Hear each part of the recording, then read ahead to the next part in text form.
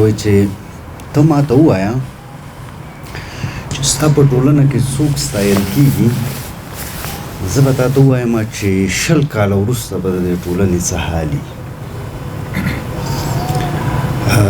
یو جمعي شعور هم د ټولنو جوړېږي، کولکټیو کنشس، او د همغې په اساس خلک متوجه کېږي، ګوري چې څوک محبوب دي، څوک ستایل کېږي، او بیا ځانونه همغسې جوړوي. چې د دې ډېر مثالونه د سپارټا له ټولنې نه راواخله تر اسلامیک ګولډن ایج زرین عصر پورې، چې هغه وخت کې جنګیالي، بیا زرین عصر کې طب او ریاضي او د یونان ترجمې، همداسې راځه د جاپان تر میجي دوره پورې، چې په هغه ځای کې څوک ستایل کېدل او همغه خلک ډېر شول. زه یو جالب مثال درکړم. د وسیم اکرم نه د افغانستان د کرکټ په اړه یو پوښتنه وکړه. هغه ته یې ویلې چې په افغانستان کې فاسټ بالران ولې اوس نه پیدا کېږي. هغه ډېر خطرناک جواب ورکړ. هغه ورته ویلې چې په افغانستان کې اوس فاسټ بالران څوک ستایي نه نو. او همغه د وینسټن چرچل خبره ده چې کوم ځای کې اتلان ونه ستایل شي، هلته نور اتلان نه پیدا کېږي. دا یاد ساتئ چې انسانان له عمل نه دومره جوړ نه دي لکه څومره چې له عکس العمل نه جوړ دي.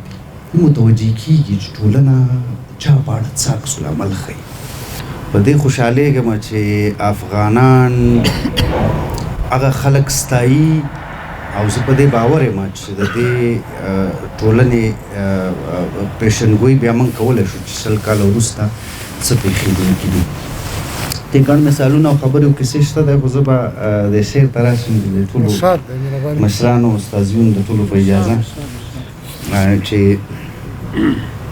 دګر دا چې دګرګونیم، دګر دا چې دګرګونیم، دگر دا چې دگرگونیم، شب و روز په شواخونیم، لکه جام شکسته پروتیم، لکه جام شکسته پروتیم، مافیها د خپل جنونیم. او زیم او زیم او زیم تنهایی دا شوګری دی، زما لاسونه دي، زما خپې دي، تر تا ته د فاصلې دي. ستا په لا یا تنهایی کې، ستا په لا یا تنهایی کې زما څومره کنارې دي، ستا د سترګو څومره قحط دی، زما څومره حوالې دي. او لکه ګرد په ځان میشته یم، لکه ګرد په ځان میشته یم، رانتلې قافلې دي، د خیام توی شوی ګوټ یم، د خیام توی شوی ګوټ یم، مختصرې مې توبې دي. او ستا د اوښکو سرې غرمې دي، ستا د اوښکو سرې غرمې دي، په زخمونو مې سوکړې دي، د ازل له جوره ستړي تکرارونه را پسې دي. او زلف زلف هر ماښام دی، زلف زلف هر ماښام دی، چغې چغې مې سایې دي، په عدن کې مې تندی دی، په دوزخ کې مې حصې دي.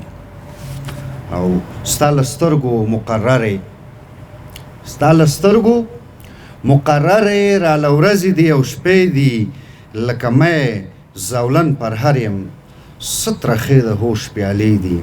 او زبونی دا سرنګون یم، آخري دا چې زبونی دا سرنګون یم، د مجنون نن او پرون یم، ټول حمله تا ماخوذ یم، ستا د سرو سترګو افسون یم.